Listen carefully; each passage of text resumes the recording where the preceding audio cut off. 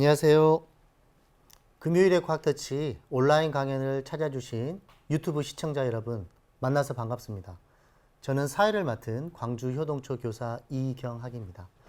오늘은요, 식물은 어떻게 빛에 반응할까라는 주제로 전남대학교 김정일 교수님과 함께 하도록 하겠습니다. 교수님, 안녕하세요. 안녕하세요. 네, 오늘은 식물은 어떻게 빛에 반응할까라는 주제로 강연을 해 주신다고 하셨는데 강연 내용을 간단하게 소개 부탁드립니다. 네, 아마 밖에 나가시면 흔히 볼 수 있는 생물이 식물일 것입니다. 그리고 그걸 보면서 한 번쯤은 식물은 어떻게 살아갈까 이런 생각을 해볼 수 있는데요. 그래서 오늘은 제가 식물 이야기를 좀 하려고 하고요.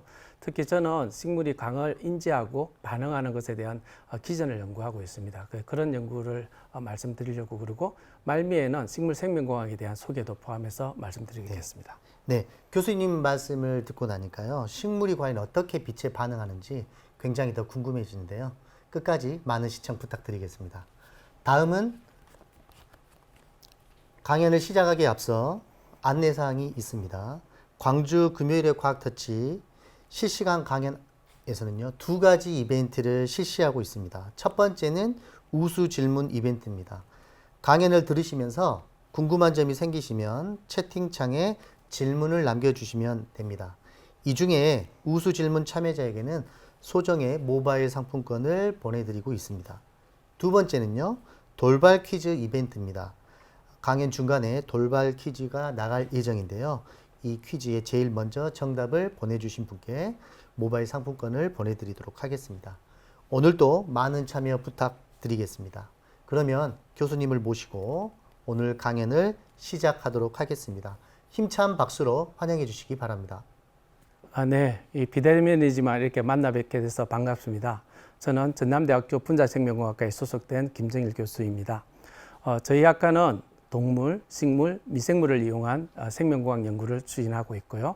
저는 오늘 식물에 대해서 이야기를 할 것이고, 그리고 제가 연구하고 있는 식물은 어떻게 빛에 반응하는지 그에 대해서 말씀을 드리고자 합니다. 네, 들어가기에 앞서서 이제 저희는 지구에서 살고 있죠. 그리고 지구의 지표면, 특히 지표면에 많이 살고 있고요. 그리고 그 외에도 뭐 바닷속이라든지 땅속 이런 데 생물들이 살고 있기 때문에 그들을 생물권이라고 우리가 표시를 하고 있습니다. 그리고 생물은 통상 물질과 에너지로 구성되어 있습니다. 그래서 저희가 몸체를 이루고 있는 어떤 특히 유기암물들 같은 물질들이 있고요. 그리고 그 안에서 에너지가 운영되고 있습니다. 그리고 그 에너지 운영에 따라서 지금 내가 강연도 할 수 있고 생각도 할 수 있고 움직일 수도 있고 그런 것들이 이루어지고 있죠. 그래서 생물을 분류할 때 보통 에너지원이 뭐냐, 그리고 물질의 소스가 뭐냐, 특히 탄소의 소스가, 탄소원이 무엇이냐를 가지고 많이 나누는데요. 탄소원을 나누는 이유는 저희 몸을 갖다가 구성하는 생체 분자들이 대부분 유기암물, 탄소를 기반으로 한 유기암물이기 때문입니다. 그래서 오른쪽 그림에 보시면 이제 태양빛을 이용한 광합성으로 에너지를 갖다가 이용하고, 그리고 대기 중에 있는 이산화탄소를 사용하는 식물체들을 갖다가 광합성 독립영양생물이라고 이야기를 하고요. 대표적으로 식물이 있습니다. 그리고 그러한 생물들이 내는 유기암물들을 섭취해서 살아가는 종속영양생물들이 있고요. 대표적으로 인간을 포함한 초식동물, 육식동물들이 되겠습니다. 그들이 또 내는 CO2를 식물이 이용하고, 식물은 또 광합성을 내서 또 O2를 내뿜게 되고, 이렇게 순환을 통해서 생물권이 형성돼서 지구에서 지금 생물들이 만들어진 것이죠.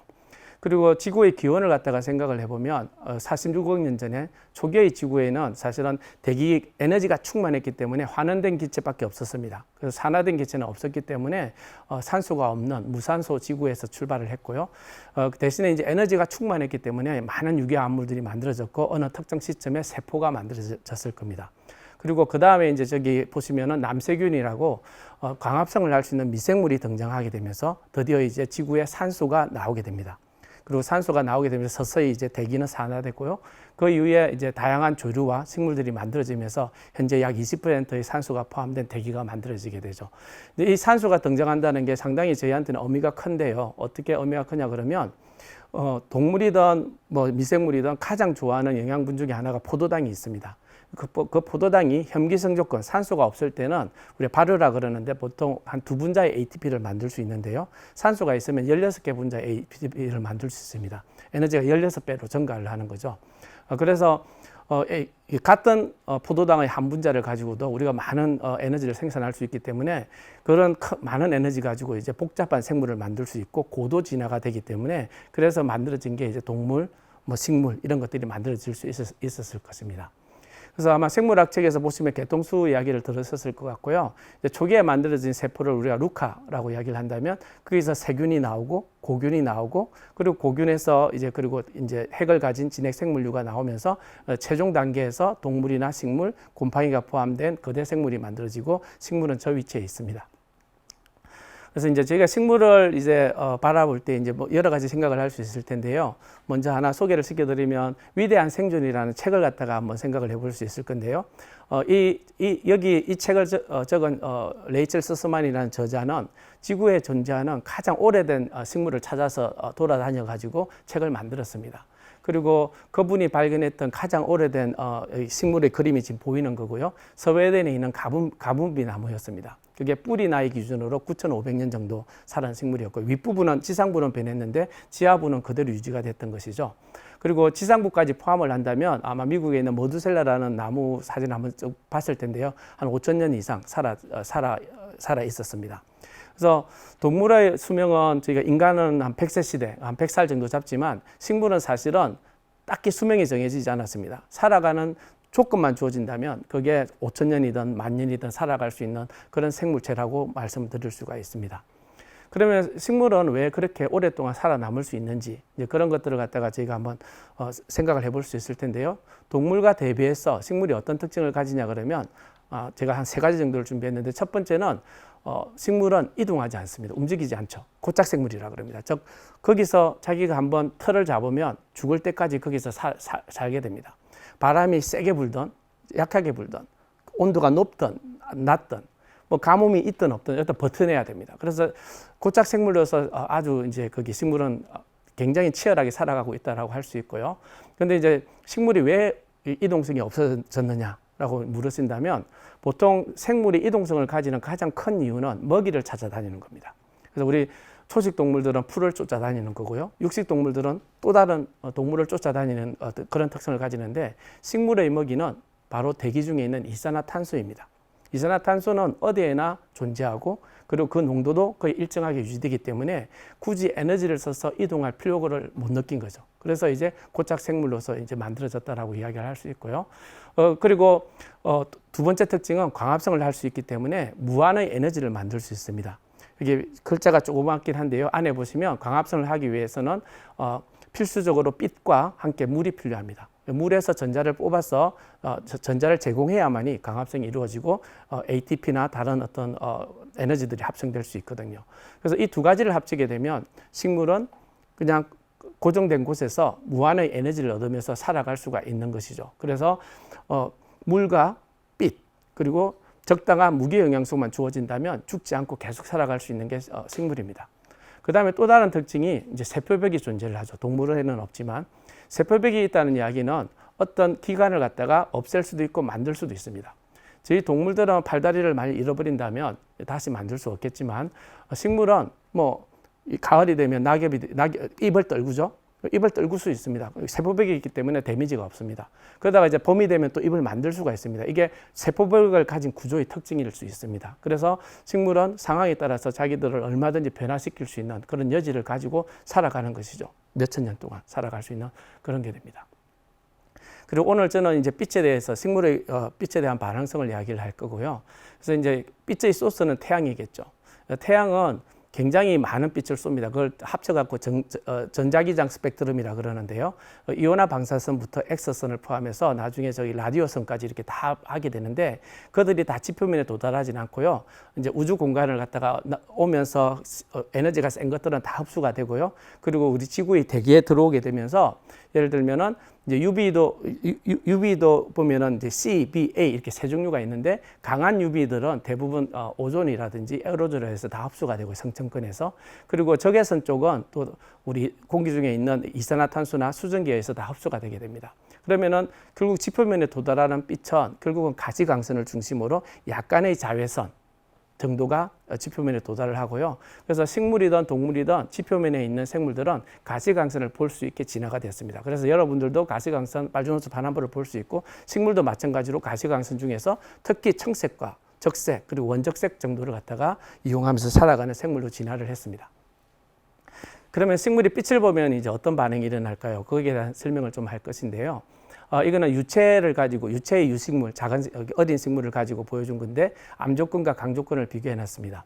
암조건은 여러분들이 아마 콩나물에서 많이 볼 수 있을 건데요. 이제 암조건에서는 이렇게 노란색의 잎을 가진 길쭉한 저런 유식물을 볼 수 있고요. 근데 빛 조건이 들어오게 되면 이제 그게 이제 녹색 이제 엽록소가 만들어지겠죠. 잎에 엽록소가 만들어지면서 강합성을 할 수 있는 식물체로 변모하게 됩니다.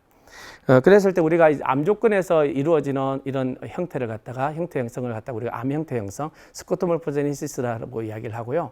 특징이 일단 암조건에서의 식물체는 강합성을 할 수 없기 때문에 에너지는 어디서 나오냐 그러면 종자에서 나옵니다.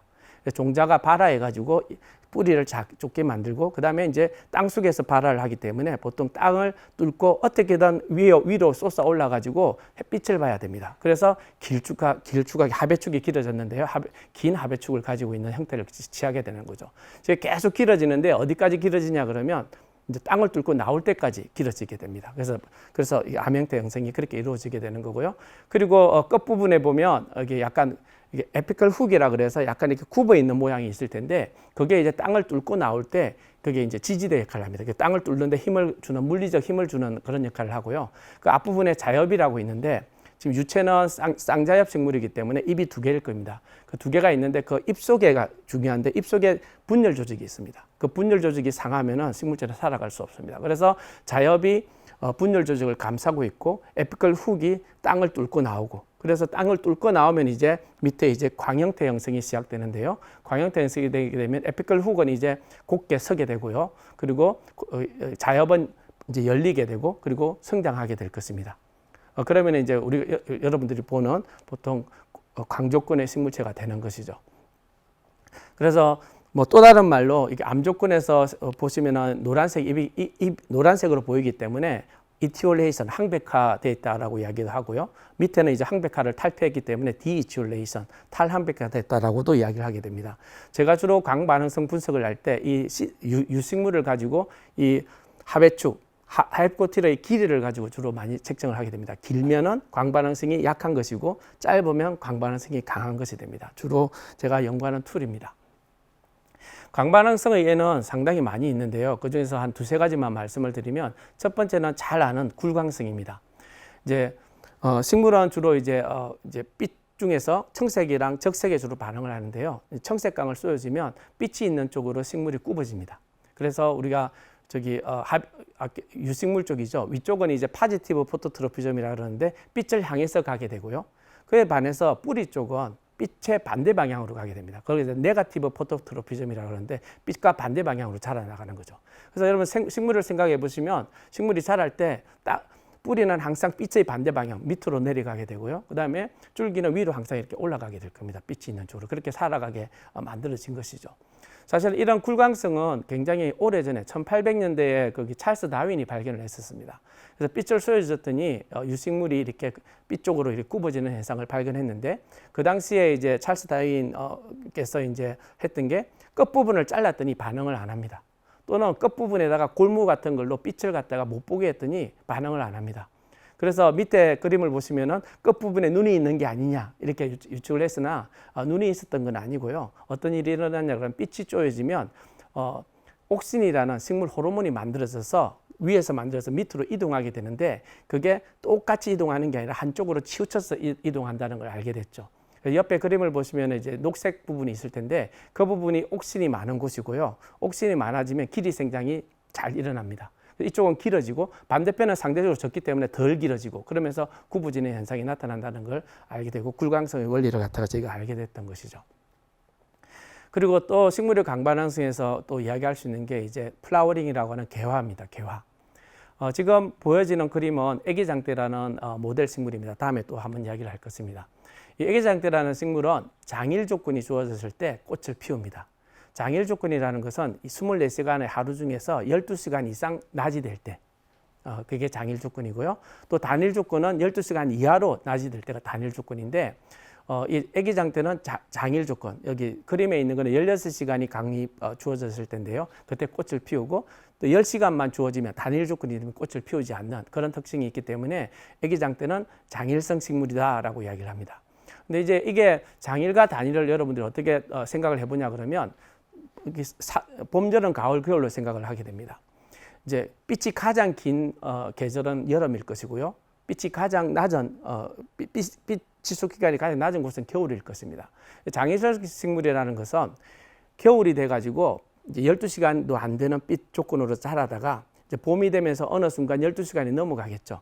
그때 꽃을 피우는 것. 즉 봄에 꽃을 피우게 되면 장일성 식물인데 대표적으로 뭐 유채나 장미, 보리도 포함되는 그런 식물들이 이제 장일성 식물이 되는 거고요. 그 다음에 이제 단일성 식물은 거꾸로입니다. 이제 여름의 긴 낮 기간을 가져가지고 이렇게 살던 식물들이 이제 가을이 되면서 빛이 점점 줄고 12시간 이내로 줄어들면 이제 빛을 피우게 되죠. 그게 이제 우리가 단일성 식물이라고 그러고 가을에 꽃을 피우는 것입니다. 대표적으로 뭐 국화나 코스모스 또 벼도 거기에 포함되는 식물이 되겠습니다. 그래서 이게 빛의 길이에 따라서 이 개화가 조절되고 있는 이런 부분들이 이제 광반응성에서 이제 꽃을 피우는 시기랑 관련돼서 이야기를 할 수 있습니다. 그리고 또 하나는 이제 이건 연구에서 많이 하는데요. 여러분들이 웃자람이라는 걸 한번 들어봤을 것 같은데 우리가 동일한 면적에서 식물을 많이 키우면은 생산성이 높아질 것 같지만 정반대입니다. 생산성이 떨어집니다. 예를 들어 고추 같은 경우는 한 50cm 간격으로 키워줘야만이 생산성이 담보되거든요. 그 왜 그러냐면 빽빽하게 키우게 되면 이웃 식물에 의해서 거느리집니다. 그래서 엄지 조건이 되고요. 그러면은 그 엄지 조건에 의해 가지고 식물은 어떻게든 솟아 올라가지고 자기가 먼저 빛을 받으려고 하는 성질이 생깁니다. 그걸 갖다 우리가 엄지를 회피하려는 성질이라 그러고요. 이게 바로 오늘의 돌발 퀴즈가 되겠습니다. 이게 초성이 적혀 있거든요. 엄지를 회피하려는 성질을 가지고 이 대안을 만드시면 되고요. 그래서 빛이 약해지면은 식물들이 보이는 가장 기본적인 특징이 수직 생장만 만들어집니다. 다른 거는 다 희생합니다. 잎을 만들고 뿌리를 만들고 열매를 만들고 다 희생을 하고 오로지 위로 쏟아가지고 빛을 먼저 보겠다라는 그런 식으로 움직이는 게 지금 돌발 퀴즈의 답이 되는 거고요. 그래서 왼쪽은 애기장 때가 쉐이디더 엄지강 조건에서 보면 잎이 약해지면서 조기 개화가 일어난 형태를 볼 수 있고요. 오른쪽은 무인데요.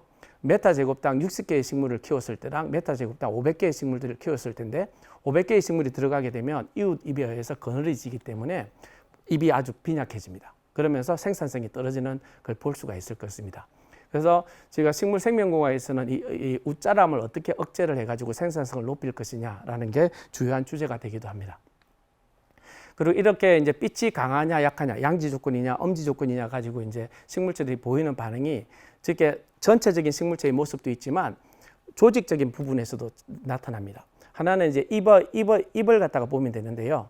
잎 속에는 이게 책상 조직이라 그래가지고 이제 빛을 받는 쪽에 세포가 한 두세 층이 있고요. 그 밑에는 이제 가지런하지는 않지만 해면 조직이라 그래서 또 두세 층의 식물 세포가 자리를 하게 되는데 잎이 약해지면 그 세포층이 두세 층에서 한두 층으로 줄어들게 됩니다. 즉 잎이 얇아지죠. 왜냐하면 빛이 약하기 때문에 굳이 두껍게 잎을 만들 필요가 없는 거죠. 조직을 변화시키는 어떤 그런 현상이 나타나게 되고요. 또 세포 레벨에서 보면 지금 보이는 게 이제 엽록체가 세포에 포함되어 있는데 암 조건이나 빛이 약할 때는 엽록체가 세포에 퍼져 있습니다.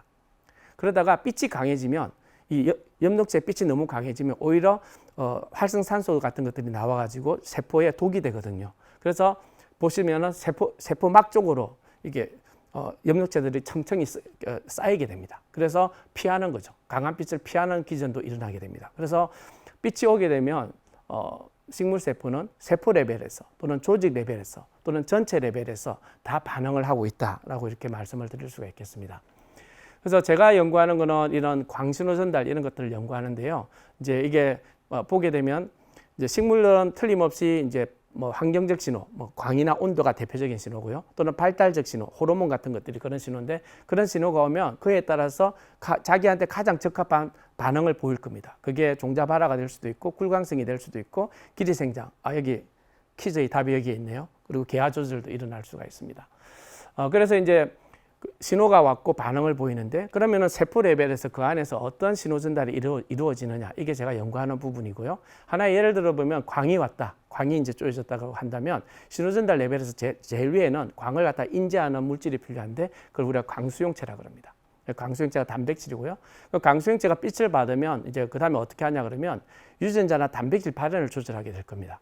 그 중에 대표적으로 옥신을 생합성하는 유전자 이런 것들을 조절하게 되겠죠. 그러면 이제 옥신이 합성될 것이고 이제 옥신이 이동하게 되겠죠. 그러고 나서 이제 굴광성이라는 반응성을 보이게 되는데 생각보다는 시간이 좀 걸리는 게 식물의 반응입니다.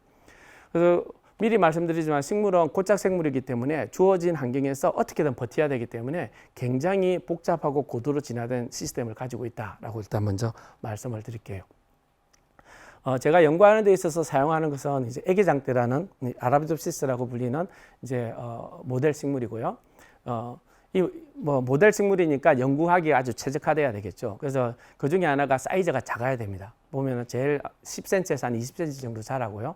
생장 주기가 짧아야 됩니다. 한 6주 정도 걸리고요. 그리고 종자도 잘 맺혀야 되고 자가 수분이 가능해야 되고 종자도 대량으로 만들어져야 됩니다. 그리고 뭐 핸들링하기가 쉬워야 됩니다. 키우기도 쉬워야 되고 행렬전환하기도 쉬워야 되고 이런 걸 가지고 하고 있고요. 이는 십자학하고 배추과에 속합니다. 예. 그리고 이런 애기장대 가지고 제가 연구를 하는데 이제 애기장대 그럼 광수용체들이 과연 몇 개나 있을까 한번 지금까지 알려진 것들을 한번 쭉 나열을 해보면 첫 번째는 UVB를 갖다가 인지하는 광수용체가 하나가 알려져 있고요. 그다음에 청색광을 갖다가 이제 인지하는 광수용체들이 7종이 알려져 있습니다. 그리고 제가 주로 연구하는 파이트크롬이라고 하는 적색 원적색 광수용체들이 5종이 A부터 E까지 알려져 있습니다. 보다시피 광수용체만 13종이 존재를 합니다. 이 얼마나 식물체가 복잡하고 이렇게 진화된 시스템을 가지고 있는지를 보여주는 어떤 대표적인 예라고 할 수 있고요. 그래서 이렇게 13종이나 되는 어떤 광수용체를 가지고 식물은 광에 대한 반응성을 만드는데 그 광을 갖다가 그냥 단순하게 분석해서 사용을 하는 게 아니라 굉장히 다각적인 측면에서 하게 됩니다. 뭐 우리 동물의 시각도 마찬가지일 텐데요. 그래서 식물이 인지하는 빛의 특성을 한 4가지를 갖다가 4가지로 구분해 드리면 첫 번째는 이제 파장을 인지할 수 있죠. 저희도 알루노즈 반환부를 인지할 수 있습니다. 이걸 광의 질, 라이트 퀄리티라 그러는데요. 그래서 주로 자외선이냐, 청색광이냐, 적색광이냐, 원적색광이냐 이걸 갖다 인지해서 그에 따른 반응을 보일 수 있다라는 개념이고요. 두 번째는 광의 세기를 인지할 수 있습니다. 광의 양, 이 퀀티티죠. 그래서 이제 하루 중에서 정오가 되면 광량이 제일 강할 겁니다. 그러면 내가 정오에 와 있구나 느낄 수 있고요. 그러다가 이제 빛이 줄어들면 이제 밤으로 가는구나, 석양이 지는구나 이걸 느낄 수 있고요. 밤이 이제 빛이 없어지면 밤이구나 느낄 수 있고, 그러다 다시 또 빛이 나오면 이게 이제 빛이 다시 새벽에 오는구나. 식물체들이 이렇게 하루를 느끼게 되는 거죠. 광의 세기를 인지하면서요. 그리고 디렉션은 이미 설명드렸고요. 굴광성을 통해서. 그리고 마지막으로 주기가 있습니다. 이게 계절을 인식하는 겁니다. 아까 낮의 길이가 얼마나 되느냐, 12시간이 넘느냐, 장일이 되느냐, 12시간 이내냐, 단일이 되느냐. 그걸 가지고 식물은 이제 봄, 여름, 가을, 겨울을 인지하는 거죠. 예를 들면 이제 가을이 오면 여름에서 이제 낮의 길이가 길다가 이제 가을이 되면 낮의 길이 짧아지겠죠. 그러면 식물은 이제 본능적으로 겨울이 다가오는구나를 느끼게 되고요. 겨울이 다가오게 되면 하는 게 이제 낙엽을 만듭니다. 이제 잎에는 기공이 있는데 이제 겨울은 건조하기 때문에 기공이 있는 잎을 떨궈야만이 건조한 기후를 버텨낼 수가 있거든요. 그래서 낙엽을 선제적으로 떨구고 겨울을 대비하고, 그러다가 이제 낮의 길이가 짧아졌다가 봄이 되면 낮의 길이가 다시 길어지면 이제 봄이 오는 걸 느낍니다. 봄이 오니까 다시 이제 생장을 시작해야 되겠다. 그러면서 꽃을 피우기도 하고 잎을 다시 만들기도 하고, 이렇게 계절을 인식하면서 식물체들은 살아가고 있는 중이죠.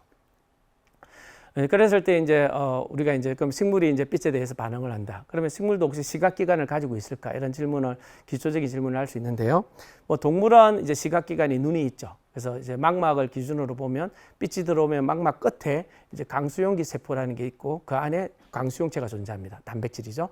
그러면 강수용체가 빛을 인지하게 되면 그게 양극 세포를 통해서 신경절 세포를 통해 가지고 결국 이제 신호를 갖다가 내로 보내면 저희가 영상으로 저희는 이제 인지를 하게 되는 거고요. 그리고 동물이 가진 강수용체들은 이제 로드옵신, 옵신 이런 것들 이제 아마 한 번쯤 들어봤을 것 같습니다. 이런 걸로 그렇게 복잡하진 않고요. 이렇게 만들어져 있습니다. 거기에서 이제 빛을 인지할 수 있는 분자로서 레티나를 가지고 있고 이게 비타민 A에 의해서 만들어지는 정구체죠. 그것이 이제 빛을 받으면은 단백질 구조가 변하고 이제 신호가 가고 이렇게 되는 원리를 가지고 있고요. 근데 식물은 시각기관이 따로 있는 건 아닙니다. 왜냐하면 눈이라는 것은 없습니다. 다시 이야기하면 광수형체가 있는 곳이 바로 빛에 대해서 반응을 하는 곳입니다. 그리고 광수형체는 식물의 어디에나 있습니다. 사실은 땅 속에 있는 뿌리는 빛에 반응을 하지 않을 것 같은데 반응을 합니다. 제가 몇 년 전에 서울대 연구진이랑 같이 연구를 했었는데요. 논문을 냈었는데 식물에서 보면은 거기 간다발 조직이라고 물관이나 체관을 갖다 이렇게 물과 이제 광합성 산물이 이동하는 공간이 있거든요. 그걸 통해 가지고 이제 줄기 쪽에서 빛이 뿌리로 내려간다는 걸 저희가 증명을 해서 그 그림에 모형이 나와 있는데 마치 광섬유처럼 이렇게 빛이 뿌리로 내려가고 뿌리도 빛에 따라서 반응을 한다는 걸 저희가 증명을 해서 논문을 냈던 적도 있습니다. 그래서 광수형체는 뭐 잎, 줄기, 뿌리, 꽃, 열매 어디에나 존재를 하고요. 빛이 오면은 다 반응을 하게 되어 있습니다. 그래서 식물이 본다는 것은 동물이 본다는 거랑은 좀 차이가 있는데요. 그래서 저희는 아마 생화학적인 의미를 약간 부여를 해야 될 것 같습니다. 생화학적으로 보면 일단은 빛이 들어오면 광수형체라는 단백질이 빛을 인지하게 될 것이고요. 그리고 좀 이따 설명하겠지만 빛이 인지되면 단백질 구조가 변합니다. 그 구조가 변하면 그들이 신호 전달 과정을 거쳐가지고 결국 유전자 발현을 조절하게 되고요. 그리고 유전자 발현이 조절되고 나면 우리가 보고 있는 어떤 광형태 형성 그런 반응들을 갖다가 이제 식물체가 만들어내게 되죠. 아마 이 반응을 보이는 데에는 수시간에서 수일이 걸릴 것입니다. 그래서 우리 눈의 경우에는 이제 이온에 의해서 이온들이 신호 전달을 하고 있거든요. 신경세포를 활성화시키고 이제 영상으로 이렇게 가게 되기 때문에 아주 빠른 반응이라고 한다면 식물의 반응은 상대적으로 느립니다. 왜냐하면 유전자 발현을 통해서 분화 발달로서 반응을 해야 되거든요. 종자가 발화가 되고 뭐 플라워링이 되고 이런 것들은 시간이 걸립니다. 그래서 반응이 느리다라고 이렇게 구분을 할 수가 있겠습니다. 그러면 제가 연구하는 파이토크롬이라는 강수형체에 대해서 좀 설명을 드리면 이거는 아주 오래전에 상수종자 발화를 가지고 이제 했던 건데요. 첫 번째 암 조건에서는 상수종자 발화가 잘 안 됩니다. 그러다가 적색강을 쪼여주면 발화가 됩니다. 그리고 연이어서 원적색강을 쪼여주면 또 발화가 안 됩니다. 또 연이어서 적색강을 쪼여주면 발화가 됩니다. 또 원적색강을 주면 발화가 안 되고요. 그래서 그 당시 이걸 발견했던 과학자가 식물은 칼라, 적색이나 원적색강을 인지할 수 있는 무언가를 가지고 있겠구나라고 생각을 해서 파이토는 플랜트를 의미하고요. 크롬은 칼라를 의미해서 파이토크롬이라는 이름의 이제 물질을 갖다가 상정을 했죠. 그래서 이제 이 실험을 통해서 적색강은 발화를 촉진하는구나. 그래서 적색강을 흡수하는 형태는 활성화 형태겠구나. 그다음에 원적색강은 발화를 억제하는구나. 그 원적색강을 흡수하는 형태는 불활성화 형태겠구나. 이런 컨셉을 찾게 됐고요. 그 다음에 이제 파이토크롬이라는 단백질을 분리해 가지고 흑강 스펙트럼이라고 해가지고 어떤 빛을 인지하는지 분석을 했더니 역시 관찰했던 대로 660나노미터라는 적색강을 흡수하는 형태와 730나노미터라고 하는 원적색강을 흡수하는 형태가 이렇게 나오게 되었습니다. 그리고 이런 빛의 흡수는 파장은 여기 발색단이라는 걸 갖다가 그 단백질이 가지고 있음으로써 나타나는 현상이었고요. 저희가 보색이라고 혹시 들어봤는지 몰라도 식물의 잎이 왜 녹색이냐 이렇게 물어본다면 흡수하는 빛에 따라서 우리한테 보이는 빛이 틀리죠. 그래서 이제 컬러 오브저브드 어떤 컬러를 갖다가 우리 흡수했느냐 그러면 컬러가 이제 오브저브드 어떤 컬러가 보여지느냐인데요. 적색강을 흡수하게 되면 이제 우리한테 보이는 빛은 블루나 그린입니다. 그래서 파이토크롬 단백질의 튜브를 보면 약간 청색에 가까울 것이고요. 원적색강 730나노미터를 흡강하는 걸 갖다 보게 되면 그린으로 보일 겁니다. 그래서 같은 튜브인데도 불구하고 청색과 녹색을 관찰할 수가 있습니다. 그래서 여러분들이 여기서 기억해야 될 거는 적색강을 흡수하는 형태를 우리가 레드를 써가지고 PR이라고 그러고요. 이걸 갖다 우리가 불활성화 형태라고 그럽니다. 파이토크롬에서. 그리고 원적색강을 흡수하는 형태를 PFR, 파레드를 써서 PFR이라고 그러고요. 얘는 활성화 형태입니다. 그래서 PFR이 만들어져야만이 파이토크롬이 활성화되고 그리고 기능이 내려가게 된다라고 기억을 해주시면 되겠습니다.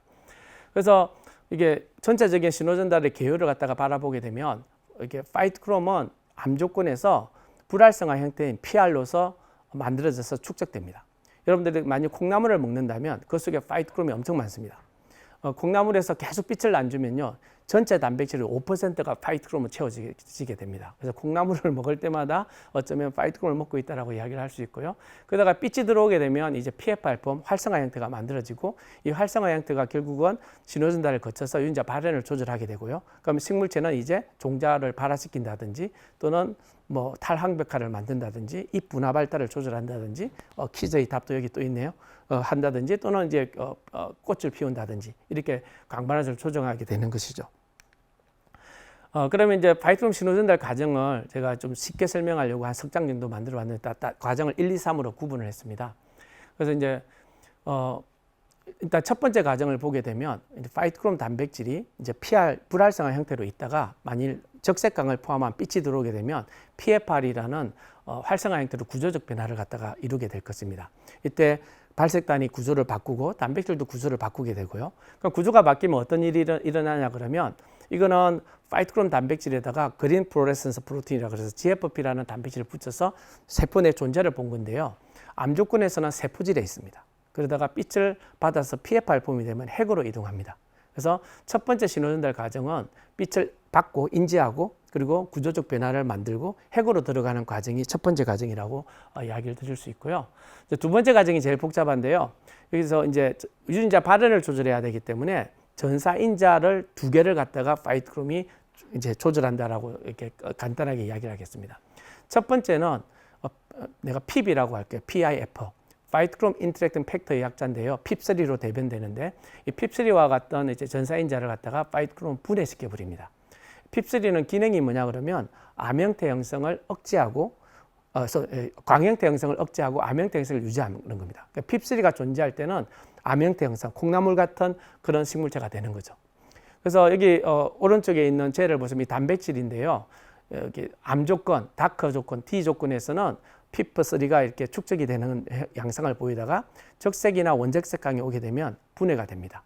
그리고 그 옆에 있는 그림을 보시면 파이트크롬이 존재하게 되면 밴드가 위쪽으로 올라가죠. 이걸 인산화됐다 그럽니다. 인산화가 되고 그 다음 걸 보면 밴드가 줄어들 텐데요. 분해가 되고 있습니다. 그래서 파이트크롬이 핍을 인산화시켜서 분해시키는 기적으로 피프라는 전사인자를 갖다 제거하고 있다라고 저희가 이야기를 드릴 수 있고요. 두 번째는 하이파이브라는 전사인자를 축적시킵니다.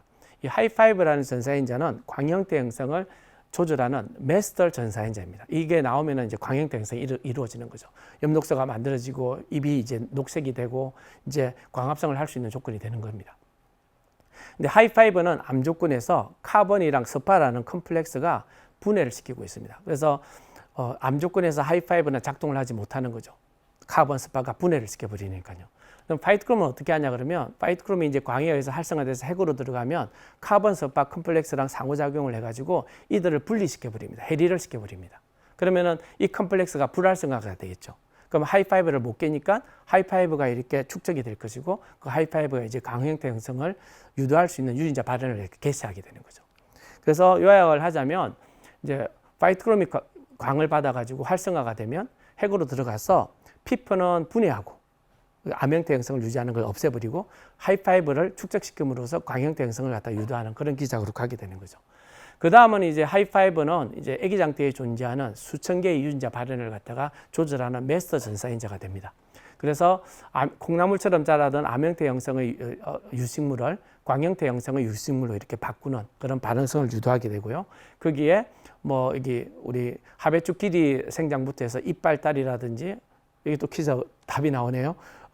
개화까지 이렇게 다 조절하게 되는 게 신호전달 세 번째 단계가 되겠습니다. 제가 이제 뭐 파이트크롬 이야기를 좀 했는데요. 이제 파이트크롬이 없으면 어떻게 될까, 이제 이런 질문들이 좀 나오는데, 이 토마토, 이 교과서에 나오는 토마토인데요. 이제 여기 왼쪽에 있는 게 그냥 대조구라는 거는 컨트롤이고요. 그냥 비교 대상입니다. 그리고 이제 오른쪽에 있는 게 이제 파이트크롬이 없어진 토마토인데요. 보시면 알겠지만 토마토가 녹색이 안 되죠. 엽록소 합성이 안 되니까요. 그리고 길이가 엄청 길어졌죠. 파이트크롬이 기본적으로 길이 생장을 억제하거든요. 그래서 우리가 보통 여러분들이 뭐 키가 크려면 밤에 일찍 자라 그러는데 식물도 똑같습니다. 그래서 식물이 밤이 오게 되면 이제 수직 생장을 하게 됩니다. 밤에 이렇게 위로 자라고요. 그리고 이제 낮이 되면 파이트크롬이 활성화돼가지고 수직 생장 억제합니다. 그럼 옆으로 자랍니다. 밤이 되면 또 위로 자라고 또 낮이 되면 옆으로 자라고 그게 파이토크롬이 조절을 하고요. 그러면서 식물체가 최적의 어떤 형태를 만드는 역할을 갖다가 하고 있는 중이거든요. 모델 식물인 애기장대에서 이제 우리가 이제 연구를 할 때 보게 되면 하배축을 가지고 연구를 많이 한다 그랬는데요. 첫 번째는 야생형 식물을 보여주고 있고 두 번째는 파이토크롬 A가 없는 결핍된 식물, 그다음에 세 번째는 파이토크롬이 과발현되는 식물을 보여주고 있고요. 또 옆에 그림은 파이토크롬 B가 없거나 또는 과발현되는 식물체를 보여주는데 그 식물체들을 가지고 이렇게 암 조건이나 원적색강 조건 또는 적색강 조건에서 이렇게 키워서 이게 암 형태 형성이나 광 형태 형성을 분석을 해보면 뭐 암 조건에서는 다 콩나물처럼 자랍니다. 길쭉길쭉하게 이렇게 암 형태 형성이 잘 이루어지는데요. 원적색강 조건에서 유독 하나가 길게 자라죠. 보니까 파이토크롬 A가 없을 때 길게 자랍니다. 즉 말해서 파이토크롬 A가 없으면 원적색강 반응성이 안 일어나는 거죠. 그리고 적색강에서는 보면 또 하나가 길게 자라죠. 파이토크롬 B가 없으면 반응성을 보이지 못합니다.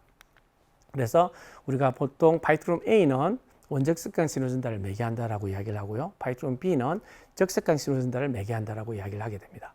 그래서 이렇게 하이포틸 랭스가 이렇게 짧아지면 파이토크롬 기능이 있는 거고요.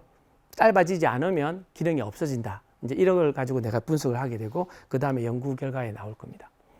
그래서 저는 이제 이런 어떤 배경으로서 이제 제가 이제 궁극적으로 가졌던 질문은 파이토크롬이 도대체 어떤 조절 기준으로 광반응성을 이렇게 조절을 할까? 그 분자적 기준이 무엇일까? 이런 어떤 질문을 던지게 됐고요. 그래서 오랫동안 제가 생화학 연구를 하면서 이제 발견했던 것 중에 하나가 뭐냐 그러면 파이토크롬이 인산화 효소라는 거죠. 이제 인산화를 시키는 효소라는 겁니다. 저기 단백질 밴드가 이게 보일 텐데요. 저기 PRPFR이라고 있는 제일 왼쪽에 있는 걸 보면 밴드 두 개가 보이는데 그게 자가 인산화, 스스로를 인산화시키는 부분을 보여주는 거고요. 그다음 밑에 이제 H1이라고 표시되어 있는 부분, 그게 히스톤 H1이라는 단백질인데 그게 파이토크롬에 의해서 인산화되는 걸 보여주고 있습니다. 그래서 파이토크롬이 인산화 요소로서 어떤 단백질을 인산화시킬 수 있다라는 걸 제가 확인을 했고요. 그래서 이제 그러면 이제 파이토크롬이 어떤 단백질을 인산화시켜서 조절을 하면 우리가 보고 있는 반응성들을 조절할 수 있을까라고 했는데 힌트 중에 하나는 이제 피프라는 단백질이었습니다. 아까 파이토크롬 인터랙팅 팩터로서 이야기를 했죠. 이제 파이토크롬은 이제 광도 인지하고요. 그리고 최근에 2016년에 이제 온도도 인지한다라고 이렇게 논문이 나왔습니다. 그래서 광이나 온도를 갖다 인지할 수 있는 어떤 수용체고요. 그리고 나서 이게 이제 광이나 온도가 오게 되면 뭐 옆에 있는 아웃풋이라고 되어 있는데 종자발화부터 뭐 여기 타랑백화 또는 뭐 고온 형태 형성 이런 것들을 다 조절할 수가 있습니다. 근데 이제 이게 파이토크롬이 직접적으로 조절할 수는 없고 누군가를 건드려서 조절을 해야 되는데 그 지금까지 알려져 있는 것 중에서 가장 중요한 인자로서 피프라는 인자가 허브로서 작동한다라고 이렇게 알려져 있습니다. 예를 들면 피프1이라는 인자는 종자 발화를 억제합니다. 그래서 평소에는 피프1이 있으면 종자 발화가 안 되는데 이제 빛이 들어오고 이제 파이토크롬이 활성화되면 파이토크롬이 피프1을 분해시켜 버립니다. 그러면은 억제된 종자가 이제 종자 발화가 개시가 되겠죠. 그래서 파이토크롬은 종자 발화를 개시할 수가 있습니다.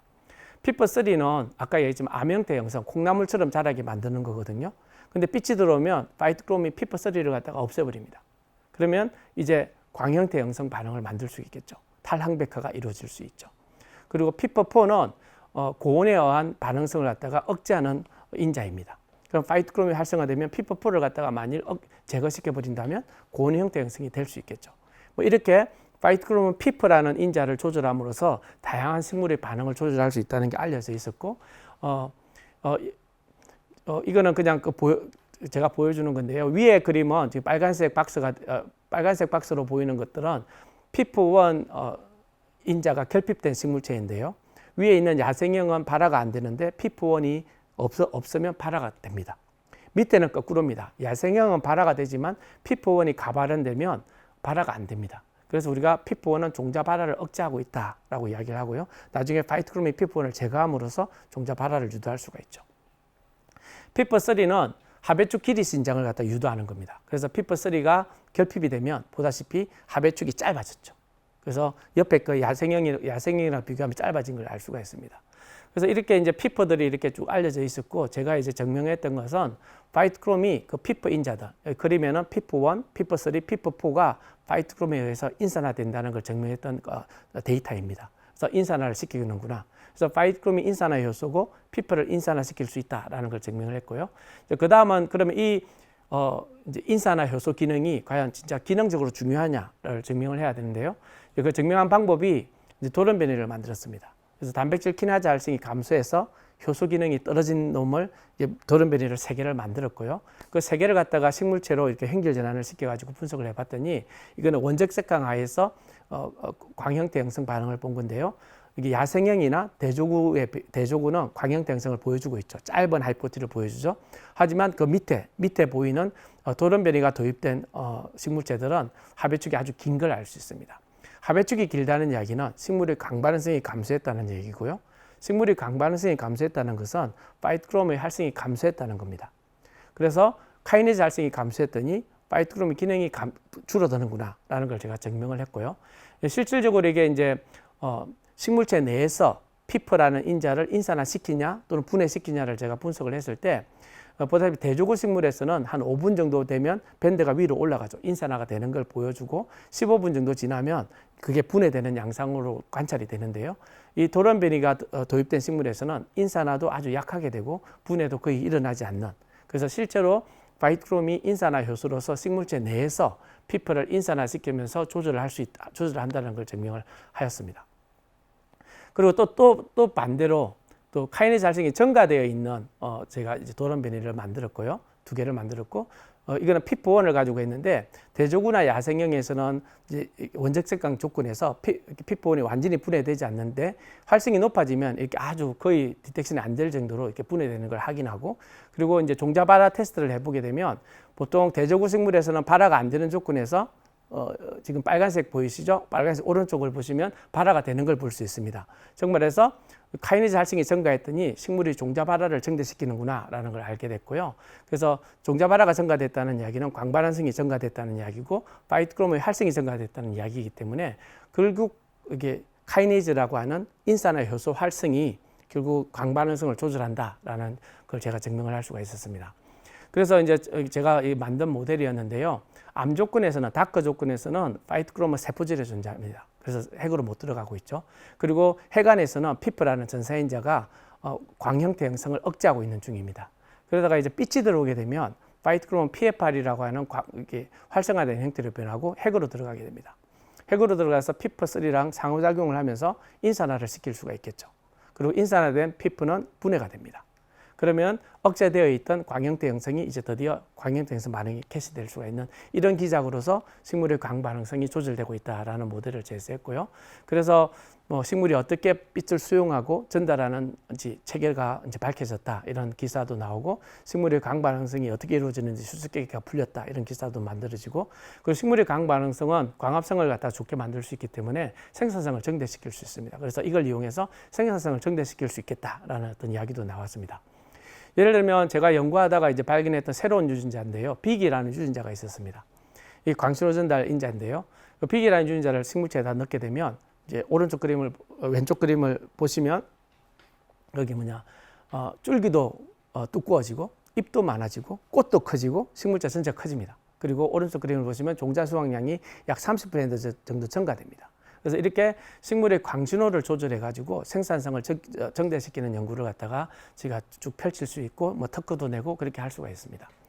그리고 또 연구를 하면서 이제 또 재미있게 발견했던 유전자 중에 하나는 이제 암 조건에서도 광형태 형성을 보이는 돌연변이를 만들었고요.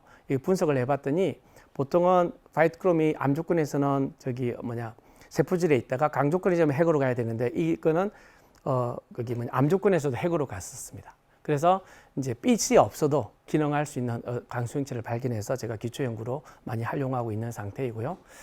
그래서 이제 제가 파이트크롬을 연구하면서 그럼 생명공학적으로 뭘 할 수 있을까 하고 이제 고민을 하다가 제가 예전에 전남대 오기 전에 금호 생명환경과학연구소라는 곳에서 근무를 했었는데 제가 생명공학 잔디 개발을 갖다 맡고 있었습니다. 그래서 제가 만든 파이트크롬 중에서 활성이 높은 걸 갖다가 잔디에다 넣어봤는데요.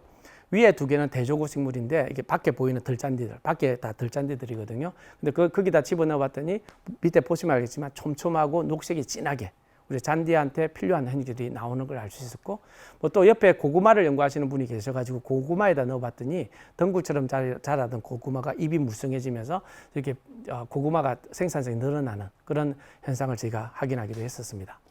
그리고 이제 마지막으로 이제 식물 생명공학에 대해서 간단하게 소개시켜드리면, 제가 생명공학 잔디를 개발을 했었는데, 그때 제가 저희 친구나 지인들한테 어떤 잔디를 만들면 좋겠느냐 이렇게 했더니 대부분이 칼라 잔디를 만들어 봐라 이렇게 저한테 제시를 해줬고요. 그래서 제가 만들었던 게 이제 보라색 잔디였습니다. 이 보라색 잔디는 안토사야닌 생합성 유전자 2개를 집어넣어서 만들 수 있었고요. 사실은 저희 친구들이 저한테 요구했던 거는 노란색, 흰색, 축구장에다 그릴 수 있는 잔디를 만들어 달라고 그랬는데, 그건 불가능합니다. 왜냐 그러면 엽록소가 없는 생물체는 살아갈 수가 없습니다. 그래서 녹색을 바탕으로 해서 더 진한 색깔을 만들어야 됐고, 이게 보라색 잔디를 만들 수가 있었습니다. 그리고 이제 뭐 미국에서는 다 앞에 이렇게 다 잔디밭이 있거든요. 매주 잔디를 깎기를 하고 있기 때문에 그게 노동력이 많이 투입됩니다. 그래서 난쟁이 잔디를 개발하면 이제 효용성이 높기 때문에 난쟁이 잔디를 ATPG1이라는 유전자를 넣어가지고 만들 수도 있을 거예요. 근데 너무 작아가지고 또 생장이 안 된다 그래서 원한다면 세마이 드월퍼, 반쯤 난쟁이인 잔디를 또 만들어가지고 만들 수도 있었습니다. 그래서 지금 식물 생명공학 분야에서는 저희가 어떤 아이디어가 있고, 그러면 우리가 이렇게 만들 수 있는 어떤 위치까지 왔다라고 이렇게 말씀을 드릴 수가 있겠습니다. 거의 마지막 슬라이드인데요. 그래서 제가 식물을 가지고 연구를 하면서 생명공학적으로 어떤 일을 할 수 있을까 이런 생각을 해보는데, 한 4가지로 이야기를 드릴 수 있을 것 같습니다.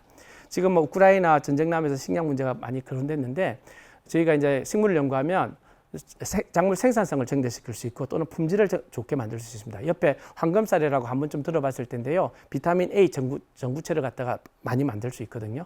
지금 한 20억 정도 인구가 기아에 놓여 있는데, 아프리카에서는 그래 시력도 잃고 이러거든요. 그래서 이런 쌀들을 제공함으로써 식량 문제와 또는 그런 어떤 건강 문제를 다 잡을 수 있다는 그런 부분이 있고요.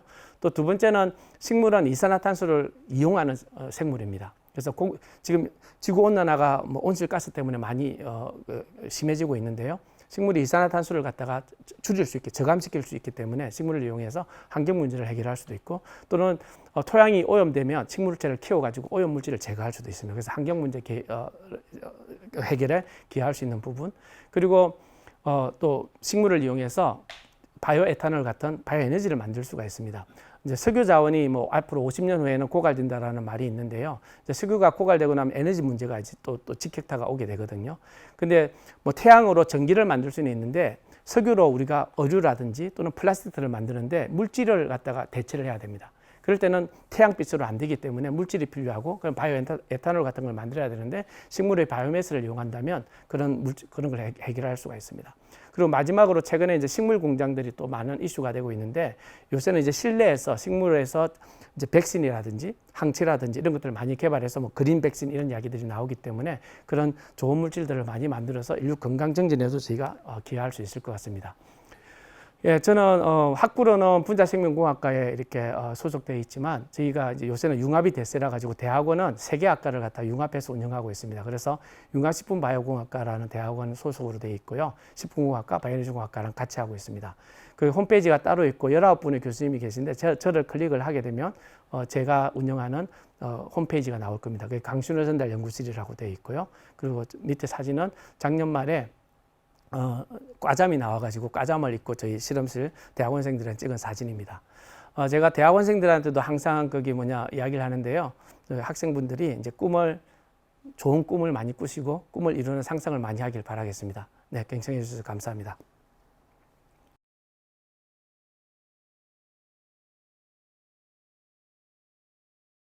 네, 유익한 강연을 해주신 교수님께 다시 한번 감사드립니다.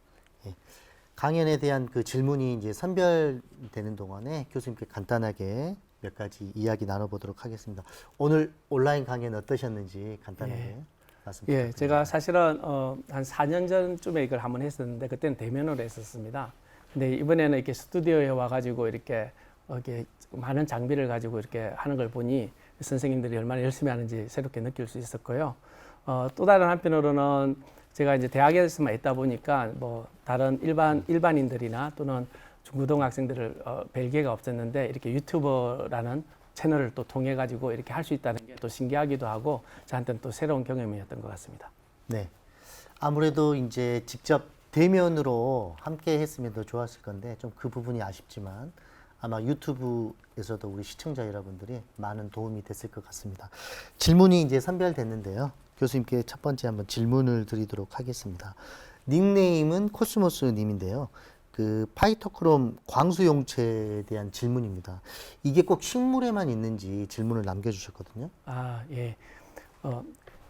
1990년대까지만 하더라도 사실은 식물에만 있다고 생각을 했었습니다. 그런데 1996년에 처음으로 이제 미생물에도 있다라고 이제 발표가 됐었는데요. 네. 그 미생물이 체르노빌 원전에서 발견된 미생물이었는데 데이노코커스 레디오두란스라는 미생물이었습니다. 레디오두란스에서 느껴지겠지만 방사성에서도 견딜 수 있는 미생물이었던 거죠.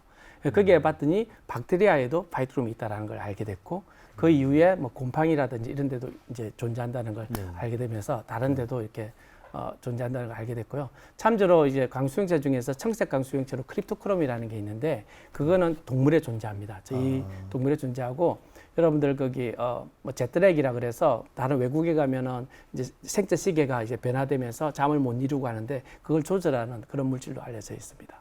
네, 세균과 곰팡이 뭐 여러 조류에도 있다는 내용인 것 같습니다.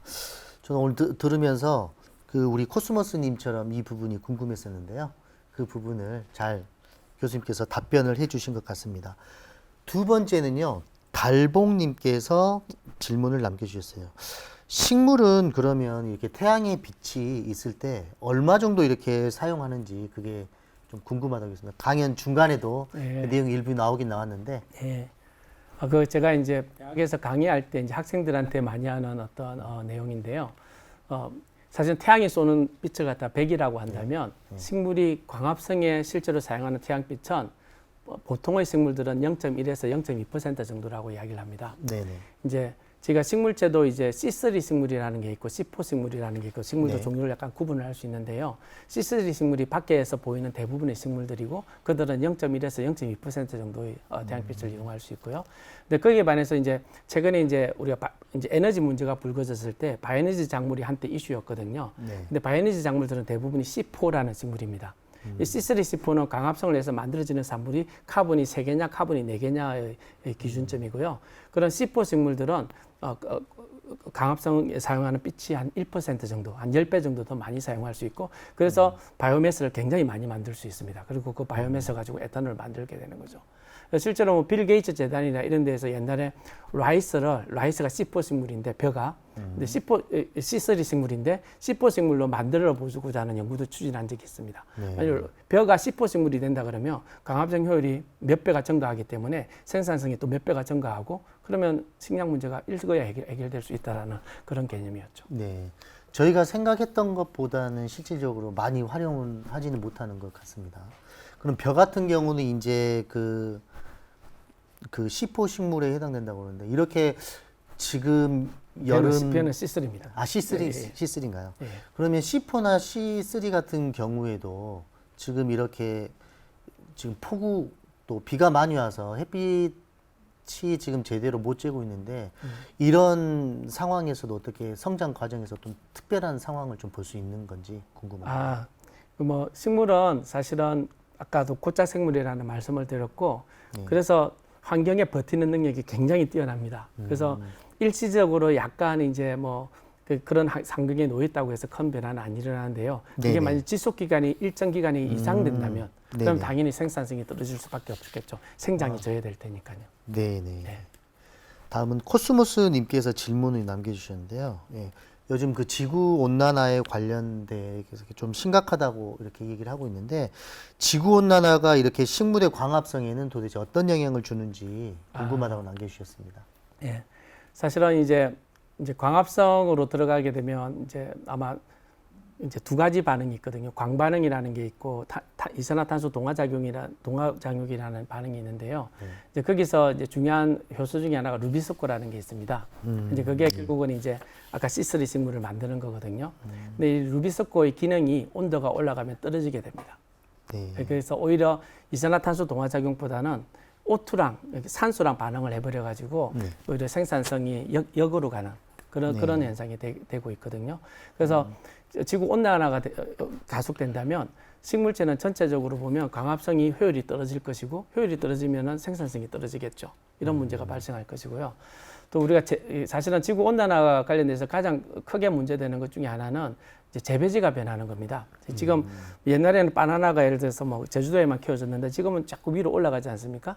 그리고 제가 사실은 제 연구 과제 중에 하나가 배추의 고온 반응성 연구하는 게 있는데 여기 신문 기사를 보시면 알겠지만 고냉지 배추가 2090년이 되면 키울 수가 없습니다. 우리나라에서.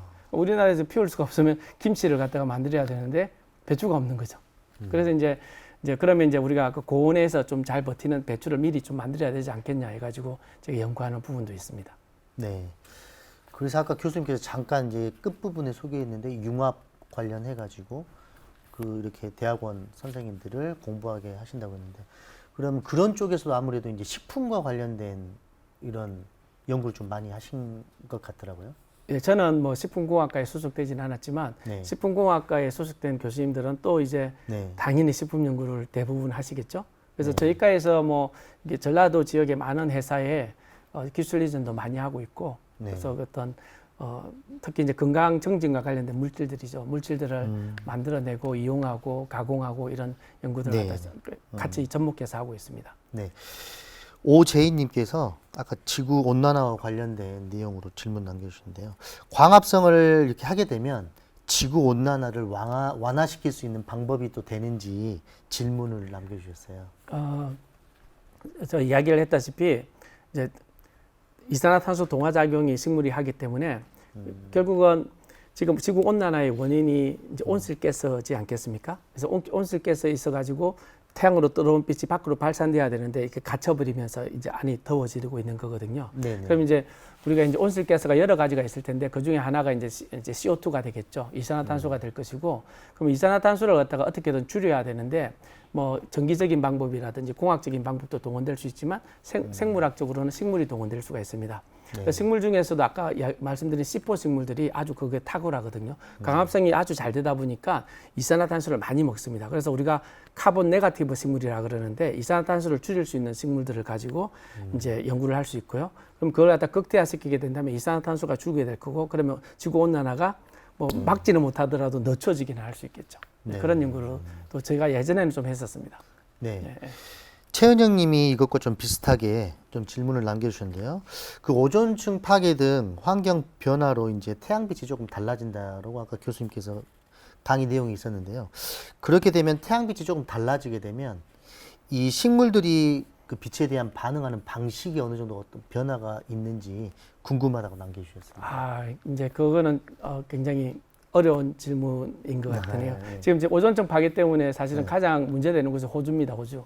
그래서 호주에서는 주기적으로 이제 그 부분을 어떻게 해결할까를 가지고 심포지엄이라든지 컨퍼런스를 하고 있고요. 저도 한두 번 참석을 했었는데 사실은 식물 입장에서 보면 이제 오존을 뚫고 UV가 많이 들어오거든요. 그러면은 식물체도 그게 강해지면은 식물도 살기 힘들어지는 것은 사실입니다. 근데 아까도 말씀드렸다시피 식물은 이 적응성이 굉장히 좋아가지고 그리고 시스템이 복잡하기 때문에 자기들이 또 조정을 해서 또 이렇게 버텨나갈 수 있는 부분들이 또 존재한다고 생각을 합니다. 그래서 또 오존을 뚫고 들어오는 빛이 많아진다면 동물은 살기 힘들겠지만 식물은 또 거기에서 적응해서 살아가는 것들이 있을 것 같습니다. 네. 그 질문이 또 하나 또 있는데요. 그 최지영 님께서 있는데요. 자기나무 같은 경우에는 낮에는 잎이 이렇게 펼쳐서 있고 밤에는 이제 합쳐져서 잎이 단물어져 있는데 이런 이유가 아까 빛 반응과 관련이 있는지 질문을 남겨주셨습니다. 예, 당연히 연결되어 있습니다. 사실 그 지금 잎을 이야기하셨는데 잎은 광합성을 하기 위해서 최대한으로 좋은 구조를 가지고 있습니다. 그래서 플랫하고 띵하죠. 그게 이제 빛을 가장 많이 받기 위해서 이렇게 만들어진 구조이고요. 그리고 이제 낮에는 빛을 받아서 광합성을 해야 되니까 빛이 한껏 펴져야 됩니다. 근데 이제 펴고 있는 것도 이게 에너지가 드는 문제이기 때문에 밤이 되면 많은 식물체들이 잎이 이렇게 축 처집니다. 이제 자세히 관찰해 보시면. 그러다 빛이 되면 다시 이렇게 늘어나고요. 말씀드렸다시피 이제 낮밤에 따라서 식물의 생장이 변하거든요. 밤에는 주로 이렇게 위로 올라가면서 옆으로는 좀 덜 자라고, 이제 낮에는 광합성을 하면서 에너지가 충만하니까 충분히 옆으로 자라고, 이러면서 풍성한 자기의 어떤 구조적으로 가장 최적화된 구조를 만들고 있다. 그렇게 말씀을 드릴 수 있겠습니다. 그러면 이제 식물도 과연 이렇게 동물처럼 호흡을 하는지 궁금하다고 하셨거든요. 예, 그게 사실은 이제 우리는 호흡이라고 하는 것은 단순하죠. 사실은 우리는 이제 호흡을 통해서 O2를 받아들이고, 아까 O2를 받아들이면 에너지를 많이 생산할 수 있거든요. 네. CO2를 내보내는 게 호흡입니다. 그래서 O2가 들어가고 CO2가 나오면 우리가 일반적으로 호흡이라고 하는데, 네. 식물은 거꾸로죠. 원래 강합성이라는 게 이제 CO2를 받아들이고 O2를 내는 거죠. 근데 그럼에도 불구하고 식물도 호흡을 합니다. 언제 호흡을 하냐 그러면 강합성을 할 수 없을 때 일단 합니다. 암 조건에서 빛이 없으면 강합성이 안 되기 때문에, 네. 그러면은 강합성을 통해서 에너지를 못 만들기 때문에, 네. 그러면은 동물이랑 똑같이 포도당을 분해해서 이제 호흡을 하게 되는 거죠. 그 이야기는 호흡이라는 이야기는 이제 O2를 사용하고 CO2를 내보내게 될 겁니다. 이제 밤에는 그런 걸 할 수도 있고요. 네. 그다음에 식물은 또 특이하게도 광호흡이라는 것도 있습니다. 광호흡이라는 게 뭐냐 그러면 아까 루비스코라는 효소를 이야기했지만 그게 지구상에서 가장 많은 단백질이거든요. 네. 그게 이제 만일 CO2가 아니라 O2랑 이제 반응을 하게 될 수도 있습니다. 그게 효소가. 그러면 그게 이제 O2를 산소를 소비하기 때문에 그것도 네네. 광호흡으로, 호흡이 두 종류가 있는 거죠, 식물에는. 네. 식물과 우리 동물의 좀 호흡의 차이점에 대해서 말씀해 주셨습니다. 교수님이 이제 강연 그 중간에 이제 미래 식량 자원 뭐 이런 부분에서 말씀해 주신 것 같은데, 그러면 아까 그 생명공학 관련된 그 작물을 어떻게 만들어지는지 만드는 과정에 대해서 좀 예. 궁금한 것 같습니다. 일단은 제가 보여드린 것들이 대부분은 네. 제가 확보했던 유전자들을 식물체에 도입시켜 가지고 식물체에다 도입을 네. 시켜서 이제 만들어낸 식물들이고요. 네네. 예전에는 뭐 식물에다가 이제 유전자를 넣는 방법이 또 몇 가지가 있습니다. 유전자 총이라는 걸 쓸 수도 있고요.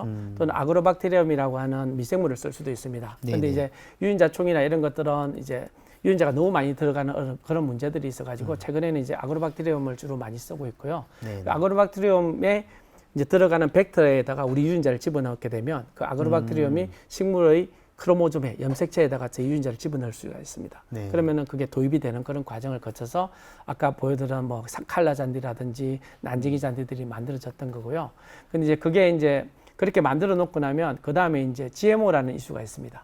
네. 이제 이게 유전자를 조작해서 만든 생물이기 때문에 이제 환경 문제라든지 뭐 인체 위해성 문제 이런 것들이 있어가지고 우리나라에는 아직까지 GMO가 상업화가 안 되고 있거든요. 네. 그래서 이제 최근에는 이제 약간 트렌드가 바뀌어가지고 요새는 유전자 가위를 이용해가지고 유전자 교정 작물들을 개발하고 있습니다. 네. 유전자 교정 작물들은 이제 뭐 방법은 유사할 수 있는데 네. 그게 어떤 유전자를 과발현시키는 어프로치가 아니라 네. 내재된 유전자를 하나를 없애버리는 거죠. 네. 유전자를 없애버림으로써 네. 마치 자연돌연변이처럼 어떤 특정 유전자가 없어지고 네. 만들어진 식물체가 좋은 형질을 보인다면 그게 이제 우리가 이제 이용할 수 있는 식물체가 될 수가 있습니다. 네.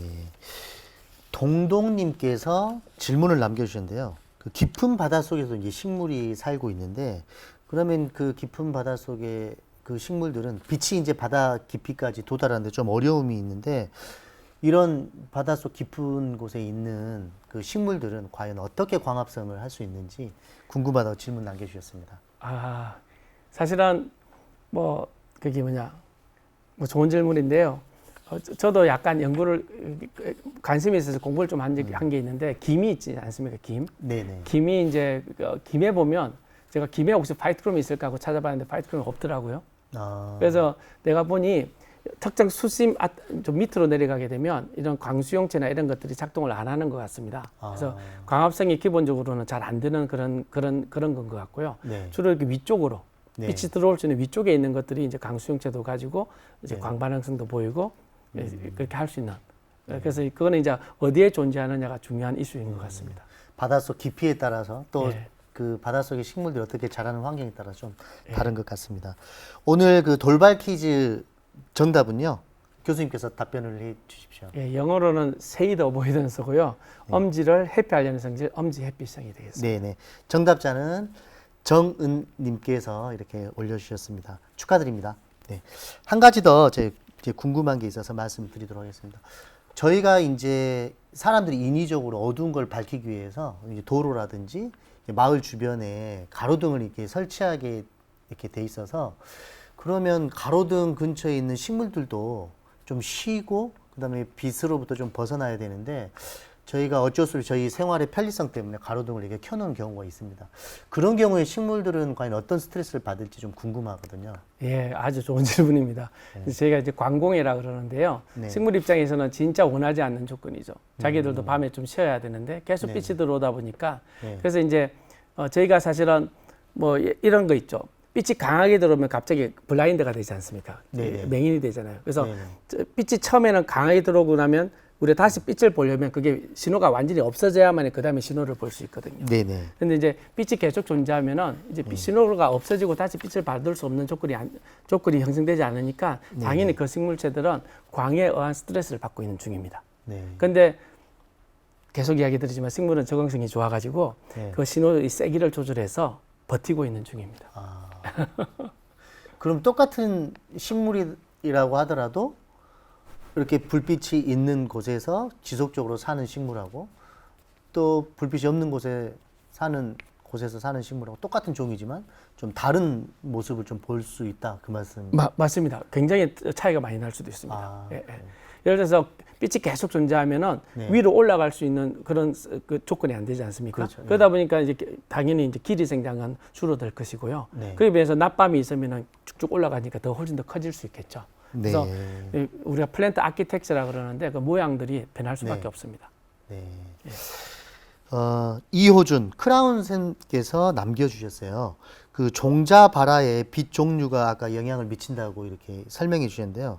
씨앗은 보통 이제 저희가 땅 속에 있는데 이 빛을 과연 어떻게 구분하는지 궁금하다고 하셨습니다. 예. 그게 뭐냐?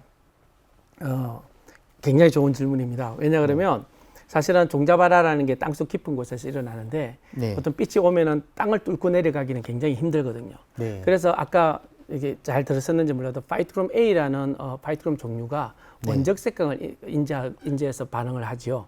그게 이제 땅속 깊은 곳에 이렇게 투과될 수 있는 빛의 종류 중에 하나가 원적 색강이 있습니다. 그래서 네. 원적 색강은 도달하게 되고 그 파이트크롬 A가 작동하면서 종자바라가 시작되는 그거든요. 네. 근데 이제 종자바라 문제 가지고는 이야기할 게 많은데요. 사실은 식물은 고착 생물이기 때문에 어디에서 종자를 발화하는지가 진짜 목숨이 걸린 일이거든요. 이게 물이 있어야 되고 빛이 있어야 되고 무기 영양소가 존재하는 곳에서 발화를 해야만이 잘 살 수가 있거든요.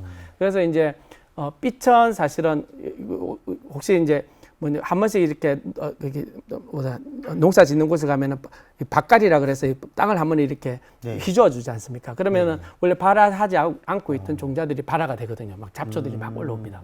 또 그걸 없애줘야 되는데 빛은 어떤 땅속 깊게 있는 원적 색강이 들어가든 아니면 밭갈이를 통해서 노출되든 할 수 있는데 물은 어떻게 이제 그러면 인지할 수 있느냐? 이제 이게 좀 더 궁금할 수 있는데 네. 물이 있어야만이 아까 강합성이 되고 물이 없으면 식물이 살아갈 수가 없거든요. 물은 사실은 그 토양 속에 사실은 미생물이 있는지 없는지를 그게 식물이 인지할 수 있습니다. 이게 이제 에틸렌이라는 화합물이 미생물에서 나오는데 자기가 에틸렌이 이제 들어오고 빛이 들어오면 네. 그러면은 빛이 있다는 이야기고 물이 있다는 이야기니까 이제 싹을 틔우게 되는 그런 원리를 가지고 있죠. 네. 종자발화와 관련돼서 생각보다는 굉장히 복잡하게 이루어지고 있습니다. 네. 교수님 말씀 들으니까 여러 가지 그 식물의 발화 조건 이것도 저희가 이제 미처 생각하지 못했던 여러 가지 부분들이 있었던 것 같습니다. 예, 오늘 이상으로 질문을 마치도록 하겠습니다. 좋은 질문을 남겨주신 유튜브 시청자 여러분, 예, 그리고 끝까지 강연 및 질의응답에 최선을 다해주신 제 교수님께 다시 한번 감사드립니다. 예. 다음은 금요일의 과학터치 강연 안내가 있겠습니다. 본 강연은 8월 26일 오후 7시에 유튜브 실시간으로 만나 뵙겠는데요. 원광대학교 박현 교수님을 모시고 인수공통 감염병 소개라는 주제로 강연이 예정되어 있습니다. 그리고 도입 강연은요.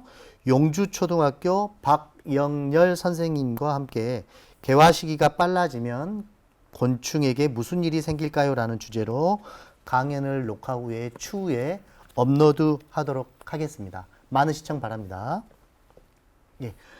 오늘은 식물은 어떻게 빛에 반응할까라는 주제로 전남대학교 김정일 교수님과 함께 강연을 들어보았습니다. 교수님과는 여기서 끝 끝으로 인사드려야 될 것 같습니다. 예. 감사합니다. 예. 지금까지 시청해주신 유튜브 시청자 여러분, 감사합니다.